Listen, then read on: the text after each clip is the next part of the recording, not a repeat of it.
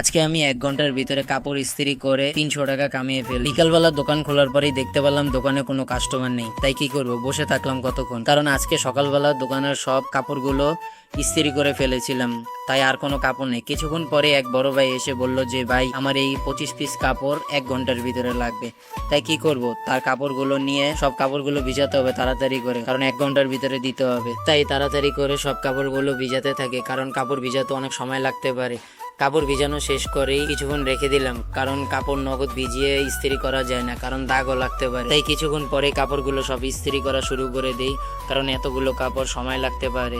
কাপড়গুলো ইস্ত্রি শেষ করেই প্যাকেট করা শুরু করে দিই কাপড়গুলো। কিছুক্ষণ পরেই দেখতে পেলাম যে কাপড় প্যাকেট করতে করতে ভাইয়া চলে আসে। আসার পরে বলছিল যে ভাই আমার কাপড়গুলো দাও। তাই তার কাপড়গুলো দেওয়ার পরেই সে আমাকে 300 টাকা দিয়ে বলছিল যে ভাই আমি 50 টাকা বাড়তি রেখে দাও, কারণ তার বিল হয়েছিল 250 টাকা। সে আমাকে 300 টাকা দিল, কারণ আমার প্রচুর পরিশ্রম হয়ে গেছিল এই কাপড়গুলো করতে। যে আজকের মতন এই পর্যন্তই।